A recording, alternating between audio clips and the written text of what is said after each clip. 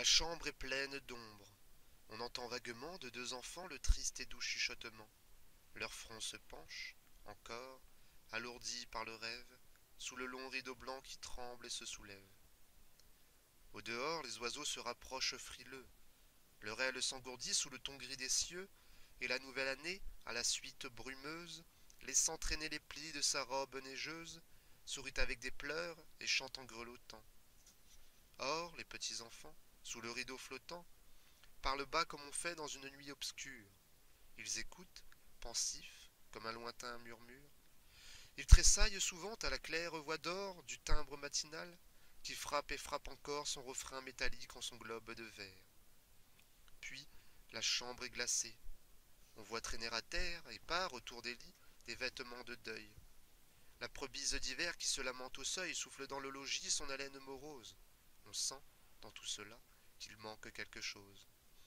Il n'est donc point de mère à ses petits-enfants, de mère au frais sourire, au regard triomphant. Elle a donc oublié, le soir, seule et penchée, d'exciter une flamme à la cendre arrachée, d'amonceler sur eux la laine et l'édredon avant de les quitter en leur criant pardon. Elle n'a point prévu la froideur matinale, ni bien fermé le seuil à la bise hivernale. Le rêve maternel, c'est le tiède tapis, c'est le nid cotonneux où les enfants tapis, comme de beaux oiseaux que balancent les branches, dorment leur doux sommeil plein de visions blanches.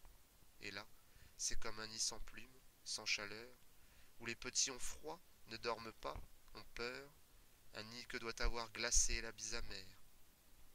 Votre cœur l'a compris, ces enfants sont sans mère, plus de mère au logis, et le père est bien loin. Une vieille servante, alors, en a pris soin. Les petits sont tout seuls en la maison glacée. Orphelins de 4 ans, voilà quand leur pensée s'éveille, par degrés, un souvenir riant. C'est comme un chapelet qu'on égrène en priant. Ah, quel beau matin que ce matin des étrennes. Chacun, pendant la nuit, avait rêvé des siennes dans quelque songe étrange où l'on voyait Joujou, bonbon habillé d'or, étincelant bijou, tourbillonner, danser une danse sonore, puis fuir sous les rideaux, puis reparaître encore. On s'éveillait matin, on se levait joyeux, la lèvre affriandée en se frottant les yeux. On allait, les cheveux emmêlés sur la tête, les yeux tout rayonnants comme en grand jour de fête, et les petits pieds nus effleurant le plancher, aux portes des parents tout doucement touchés, on entrait. Puis alors les souhaits, en chemise, les baisers répétés et la gaieté permise. Ah, c'était si charmant, ces maudits temps de fois. Mais comme il est changé, le logis d'autrefois. Un grand feu pétillait, clair, dans la cheminée. Toute la vieille chambre était illuminée. Et les reflets vermeils, sortis du grand foyer, sur les meubles vernis aimaient à tournoyer. L'armoire était sans clé la grande armoire. On regardait souvent sa porte brune et noire.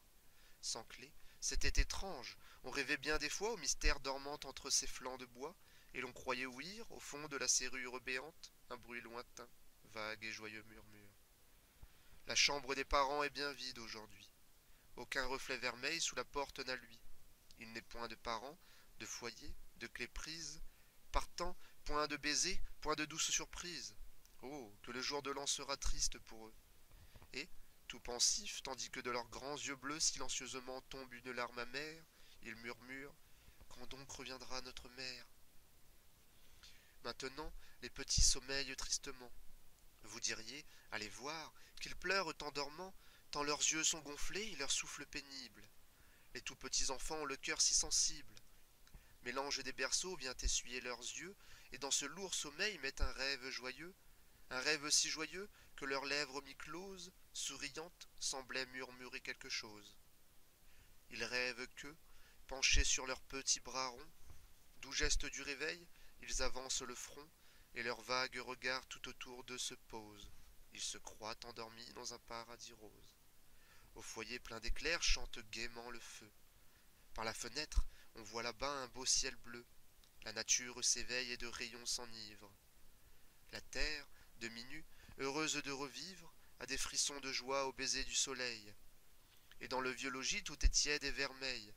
Les sombres vêtements ne jonchent plus la terre. La bise sous le seuil a fini par se taire. On dirait qu'une fée a passé dans cela. Les enfants, tout joyeux, ont jeté 2 cris. Là, Près du lit maternel, sous un beau rayon rose, là, sur le grand tapis, resplendit quelque chose. Ce sont des médaillons argentés, noirs et blancs, de la nacre et du jais aux reflets scintillants, des petits cadres noirs, des couronnes de verre ayant trois mots gravés en or, à notre mère.